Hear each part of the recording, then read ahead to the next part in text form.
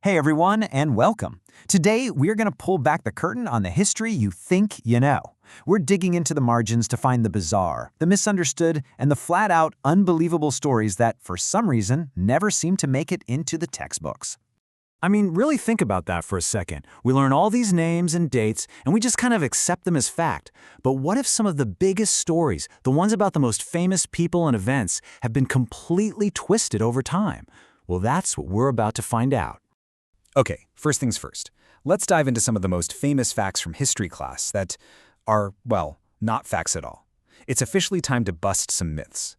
All right, let's start with a classic, Napoleon Bonaparte, the tiny, angry emperor, right? Turns out that's totally wrong.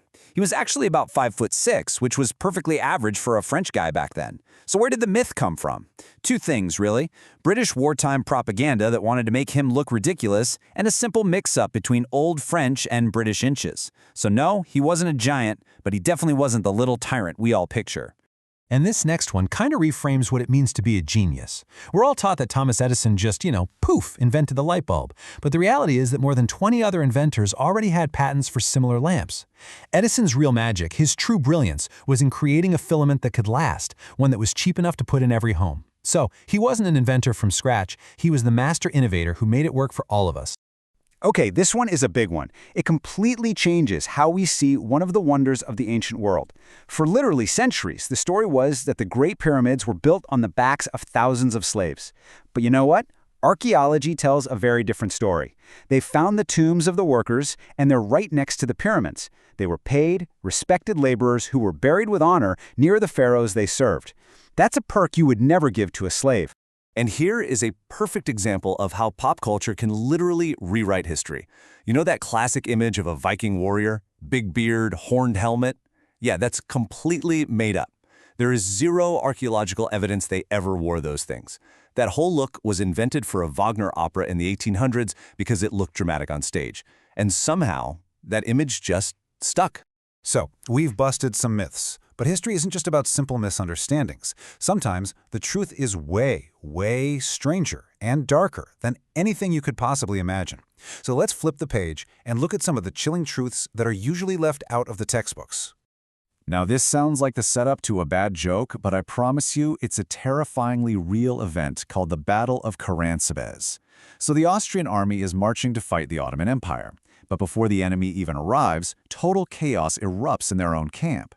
It all started with a drunken fight over some schnapps, and it spiraled into a full-blown army-wide panic. In the dark and the confusion, different battalions of the Austrian army thought the other Austrian battalions were the enemy, and they just started firing on each other.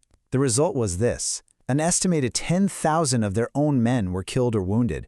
2 days later, when the actual Ottoman army showed up, they basically found a defeated army that had already done the job for them. It's just wild. And just when you think history can't get any weirder, let me introduce you to the Cadaver Synod. In the year 897, as this gruesome act of political revenge, Pope Stephen VI literally had the corpse of the previous pope dug up, dressed in all the fancy robes, and put on trial. They even had a deacon hide behind the corpse to speak for him. Unsurprisingly, the corpse was found guilty. It's got to be one of the most bizarre and macabre events in the entire history of the Vatican. Okay, let's shift gears to a name we all know. A true titan of the ancient world, Alexander the Great. I mean, the guy was a military genius, never lost a single battle, and built an empire that stretched across the entire known world. His story is the stuff of legends. But his death, well, that's always been a huge mystery. Was it a fever? Was it poison? We've never known for sure. But a modern medical theory suggests a possibility that is way more horrifying than anyone could have guessed. Yeah. Some scientists now believe that Alexander might have had a rare neurological disorder that caused total progressive paralysis, but left his mind completely awake and aware. His body would have become so still, his breathing so shallow, that the doctors of the time would have had no way to know he was alive. They pronounced him dead. And the chilling implication of that theory is that the great conqueror was fully conscious, trapped in his own body, unable to move or speak, as he was prepared for his own burial. Phew. Okay, after that chilling thought, let's shift gears. Because history isn't all myths and macabre events. It's also jam-packed with these incredible stories of human absurdity, brilliance, and just plain dumb luck that are almost too good to be true. Can you imagine one of the smartest people who ever lived saying that? Well, Albert Einstein did. And this wasn't just him being humble. This was from his official letter in 1952, turning down the offer to become the second president of Israel. He genuinely felt he was just not the right guy for the job. All right, this next one sounds like it's straight out of a spy comedy, but it comes from actual declassified CIA documents. Back in the 60s, at the height of the Cold War, the CIA launched Project Acoustic Kitty. And yes, it was a very real, very serious attempt to turn a cat into a walking, purring surveillance device. So, after they spent millions of dollars and years of research, the big day finally came. They took their surgically enhanced super spy cat and released it in a park to eavesdrop on 2 men. The cat took maybe 10 steps, wandered into the street, and was immediately hit by a taxi. The entire multi-million-dollar project was scrapped right on the spot. You just can't make this stuff up. Get this. In 1923, a jockey named Frank Hayes won a big horse race, which is great, except he was dead. Midway through the race, he had a massive heart attack and died instantly. But somehow, his body stayed perfectly in the saddle, and his horse, Sweet Kiss, kept running and crossed the finish line in first place. To this day, he is the only person in history to win a race after he was already dead. Here's one I bet they didn't teach you in school. Before he was President Lincoln, Honest Abe was an absolute beast of a wrestler. He was 6'4", a local champion, and records show that in about 300 matches, he only lost 1 time. 1. He was so good that he was later honored with a spot in the National Wrestling Hall of Fame. And finally, here's the story of how the great philosopher Voltaire used simple math to get filthy rich. See, he spotted a huge flaw in the French national lottery. The total prize money was actually way bigger than the cost of buying every single ticket. So he teamed up with a mathematician, they formed a group, and they did exactly that.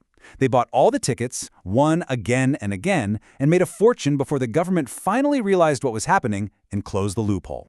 So when you put it all together, you see that history is so much more than a clean timeline of kings and battles, right?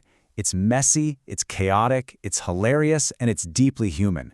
These are the forgotten stories, the spy cats, the dead jockeys, the wrestling presidents, and they give us a much richer and, frankly, a much more honest look at our past.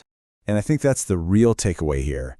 The official version of events is rarely the whole story.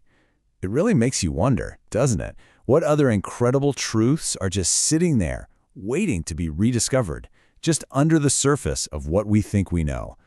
Thanks for tuning in, and remember to keep asking questions.